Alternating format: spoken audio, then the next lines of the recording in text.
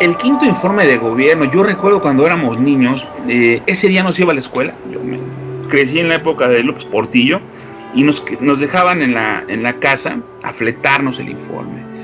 Y pues realmente la tarea era, vas a sacar los 5 o 6 puntos más importantes del informe.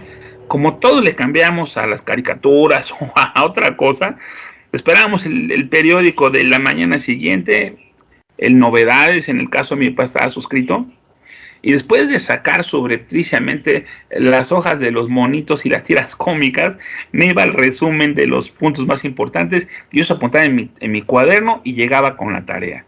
El informe era un día feriado prácticamente, era de una relevancia importante, se generaba ante los tres poderes de la Unión, no se admitía un informe por escrito, sino que le solicitaban al presidente que se presentara y lo expusiera.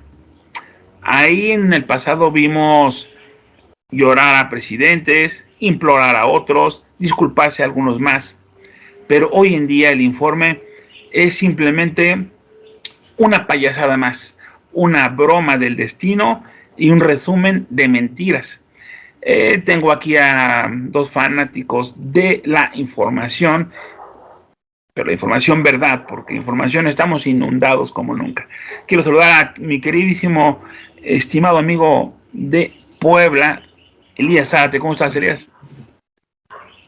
General, muy buenas tardes, buenos días y buenas noches. Igualmente, y querido Istarri, exactamente, ¿cómo estás, Istarri? Hola, general. Buenas tardes. Muy bienvenidos y hola a todos, a toda nuestra amable audiencia. Hola. Bueno, miren, a mí me fastidia escuchar a lo del presidente y honestamente yo no veo ni noticias. Entonces sí he visto los comerciales, porque está viendo el fútbol y sale el pinche comercial que dice que no, chingas, somos el país número 1 del mundo, el socio comercial de Estados Unidos, que aquí nadie le faltan medicamentos y que hay más seguridad aquí que en mismo Hawái. Entonces, pues yo creo que Elías, como en su carácter de periodista y profesionista de la comunicación, pues yo creo que habrá visto algo del informe y nos podrá, al público en general, darnos una pequeña pincelada de lo que se dice que pasó y luego Elías desmitificar lo que no fue. Entonces, por favor, le cedo la palabra. Efectivamente, se trata de desmitificar, no sé si te acuerdas en tiempos de Salinas, Pedro Aspe acuñó una frase que él decía que eran mitos geniales en materia económica de lo que decía Salinas, ¿no? Bueno, pues ahora en una similitud con aquellos mitos geniales, pues Andrés Manuel tiene sus mitos geniales.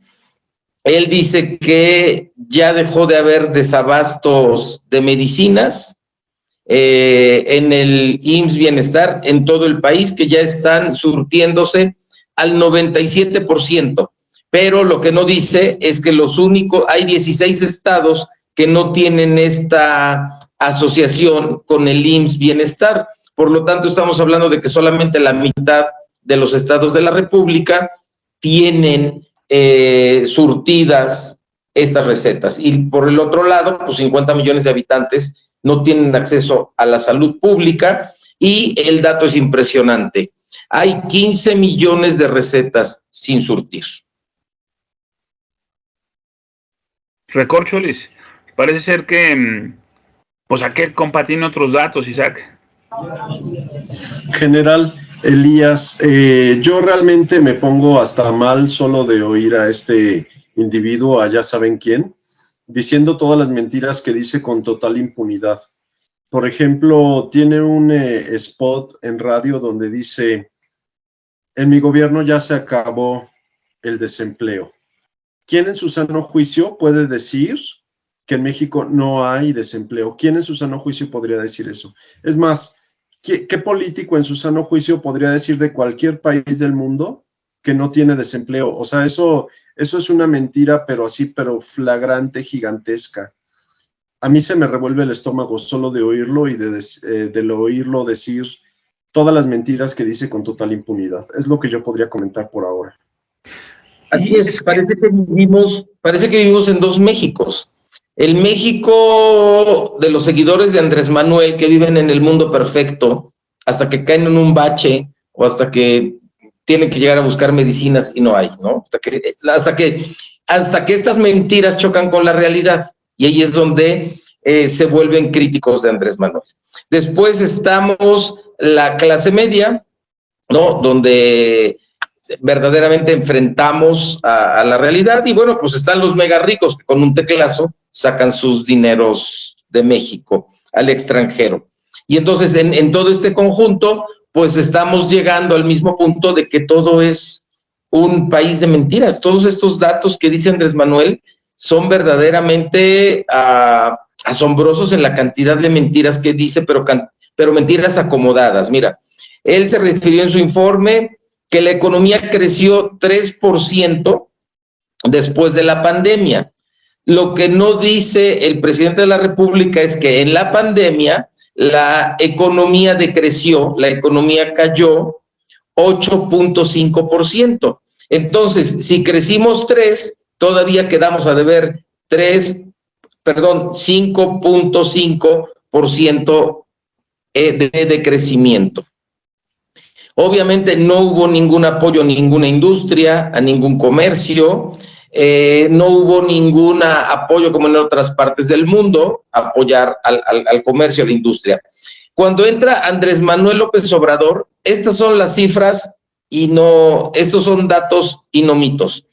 El Producto Interno Bruto cuando llegó Andrés Manuel al poder era de 148,000 pesos por persona.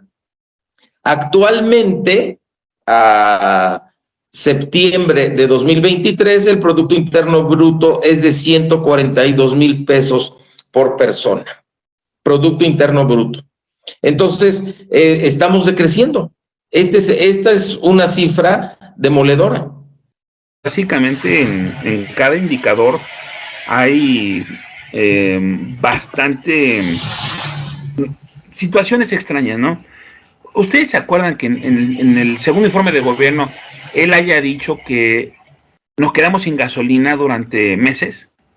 De que tuviéramos que irnos a formar en la noche en la gasolinera donde hubiera combustible. ¿Alguna vez informó él acaso de la cantidad de violencia desatada? Ahorita lo que vimos con estos personas en Jalisco que están siendo en una leva forzada por el crimen organizado, obligados a matarse entre sí, y solamente los más despiadados son los que quedaron vivos para seguir trabajando con ellos. ¿Cómo puede decir que existe más seguridad? El crimen organizado está desatado como nunca lo estuvo, y el nivel de violencia y de saña en los criminales es realmente brutal. ¿Cómo es posible de cuando empezó el sexenio, el kilo de tortillas costaba 9 pesos y ahorita está más caro que el dólar? Es una forma propagandística. Darrell Huff, en su libro Cómo mentir con estadísticas, es un libro que se usa en posgrados y que lo usan en Stanford, de cómo con las mismas estadísticas tú puedes ofrecer lo mejor o lo peor según sea lo que tú quieras juzgar. Y aquí estamos viendo un ejemplo práctico de cómo engañar a millones de personas en base a datos falsos. Lo que tú decías, Elías, el asunto de darle a las personas mayores unos centavos, cuando las personas ya no tienen acceso al ISSSTE o al seguro y tienen que ir a la farmacia del ahorro o al doctor Simi para comprar sus medicamentos, donde se les va todo ese dinero, pero ya se ahorraron ir a engrosar al sistema público de salud. No es posible, Elías, que la gente viva en este mar de mentiras. Así, el punto que tú decías es un punto, a mí en lo personal me indigna, me hace enojar, es asombroso, ¿no? El López Obrador dijo que ya no hay desaparecidos y que ya no se manda a matar a nadie, por lo tanto no hay masacres, ¿no? Cuando hay 110,000 desaparecidos y el dato es que desde que inició el sexenio de Andrés Manuel López Obrador, un mexicano desaparece cada media hora. Ese es el nivel de seguridad, el nivel de impunidad, el nivel de desgobierno que deja Andrés Manuel López Obrador. Un mexicano se pierde cada media hora y nadie vuelve a saber de él, ¿no? Cuando una persona falta en un lugar, se presenta una denuncia a una fiscalía y a las otras 32 fiscalías les informan porque en algún lugar tiene que sobrar una persona. Es increíble el grado de inseguridad jurídica, el grado de inseguridad pública que estamos llegando con este gobierno. Alguien puede desaparecer, en la próxima media hora, en lo que dura este programa, va a desaparecer un mexicano, sin que nadie más vuelva a saber de él. Y el nivel de violencia no solamente se concentra en cuanto a la ciudadanía, la violencia que se está ejerciendo en contra de los magistrados, en contra de la gente que toma las decisiones, si no están de acuerdo con la versión oficial, es muy violenta, exactamente. Nos damos cuenta que esta magistrada Piña está en jaque constantemente, está siendo vilipendiada por la presidencia, cuando Yasmín Esquivel, que pues es una persona apócrifa, fraudulenta y copiona, no se le toca ni con el pétalo de una rosa. Eso sí me gustaría que lo evitaras, general, perdón, porque estás dando en el tema, exactamente. El asunto no son los jueces. Los jueces trabajan sobre la carpeta de investigación que realizan las fiscalías, los ministerios públicos. Si la carpeta de investigación está mal integrada, le faltan pruebas, le faltan datos, el juez dice, puedes irte libre porque está mal integrada la carpeta. Los ministros son son propuestos por el presidente constitucional de los Estados Unidos mexicanos, que es electo por voto popular. Posteriormente son ratificados por el Senado de la República, que es quien ejerce la soberanía. El Senado también son electos por el pueblo. Y entonces, ese es el sustento jurídico de que para ser presidente de la República solo necesitas tener 35 años cumplidos, ser mexicano y se acabó. Pero para ser ministro de la Corte, que vas a impartir justicia, necesitas cumplir ciertos requisitos. Que Esquivel, la ministra Esquivel, ahora sabemos que no cumple. Pero estamos llegando a otra tela, a otro telón, a otro entretelón de las grandes mentiras de Andrés Manuel. ¿Qué hubiera pasado que la ministra Esquivel fuera la presidenta de la Suprema Corte de Justicia de la Nación? Ya estaríamos prácticamente en una dictadura. Y mira quién lo evitó, una mujer como la ministra Piña, como Xochitl Gálvez, y las mujeres sumisas que todavía están esperando al macho alfa que dé las instrucciones. Pero estas dos ministras, Loreta Ortiz, tiene su macho alfa. Loreta Ortiz es esposa de José Agustín Ortiz Pinchetti, que es el fiscal para delitos electorales nombrado por López Obrador. El esposo, el macho alfa de la ministra Esquivel, es José María Riobó, el megaconstructor, tapadera, millonario, cómplice de todas las construcciones de Andrés Manuel desde que fue jefe de gobierno. Entonces, lo que ellos están avalando es un grupo de familia, un grupo de complicidades en lo más alto del poder mexicano. Por eso te decía, por eso comentaba, que los mexicanos no somos ni venezolanos ni colombianos, somos mexicanos. ¿Quién iba a pensar que nos íbamos a dar cuenta de los engaños de la ministra Esquivel? Me parece realmente indignante la forma como ya saben quién manipula la información, manipula los datos, para hacer parecer como si de veras estuviera trabajando por México, cuando con tantito que nos pongamos a averiguar la realidad, nos damos cuenta de toda la corrupción que en realidad está solapando. Y aquí yo sí quisiera nada más como traer a colación otro tema bien grave que tiene que ver con la inseguridad, pero que es el asunto de quién realmente tiene el poder en este país y quién realmente gobierna amplias regiones de este país, que es nada menos que el crimen organizado. Entonces, ¿cómo puede atreverse a hablar de triunfos de su gobierno cuando este país tiene amplísimas regiones del mismo que están en manos de los criminales, que están en manos del crimen organizado? Y cuando eso es algo que este país, cuando finalmente logremos quitarnos de encima a la autoproclamada Cuarta Transformación, es algo que va a tomar muchísimo tiempo, muchísimos recursos, muchísimas vidas inclusive, para poderse revertir. Entonces, para mí, nuevamente repito mi frase, resulta indignante el cinismo de este individuo y cómo se maneja a través de mentiras. Y en cierta forma podría uno pensar que, como dice el dicho, no es culpa del indio, sino de quien lo hace compadre. ¿Quién está peor? ¿Está peor ya saben quién? ¿O está peor la gente que aún así le sigue creyendo? El campo está quebrado, lo tenemos consignado por funcionarios de grupos de agricultores de Sonora, Chihuahua, Tamaulipas, en nuestros programas que han pasado. La acuacultura dejó de existir. La educación es uno de los grandes problemas de la nación, pues la nueva escuela mexicana trata no de acreditar, sino de ayudar a los niños a que entiendan su entorno social y político. Los libros de texto, asignatura pendiente, vergonzosa, según García. La seguridad, ya lo hemos mencionado. Los costos de la vida, todos son una catarata de fracasos y de pérdida de la estabilidad en la nación. Yo desconozco realmente cuál ha sido el éxito de este gobierno. No sé si lo consigna su informe con datos verídicos o fehacientes, porque lo que hemos oído son mentiras, falsedades y barrabasadas, por qué no decirlos. Amigos, les pido que se despidan, Elías y luego Isaac.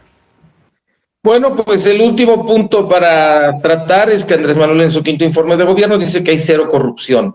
Pues de verdad que piensa que estamos tontos, que no tenemos memoria. Ahí están los videos de sus hermanos de Pío de Martinazo pidiendo dinero, reconociendo que era para las aportaciones de campaña, la casa de Houston de José Ramón, las complicidades de los amigos de Andy López Beltrán, Caroline Adams, la señora que al parecer tiene dinero, haciendo tráfico de influencias.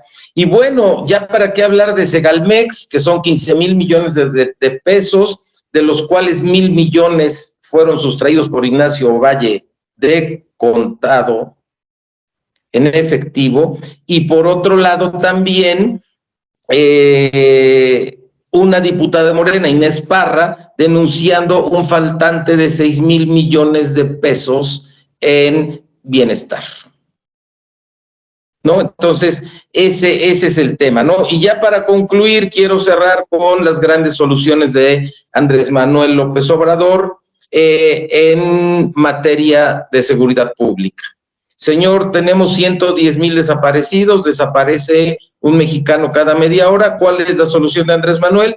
Pues desaparezcan a los desaparecidos, bórrenlos. Vamos a hacer una nueva encuesta porque seguramente ya regresaron a casa.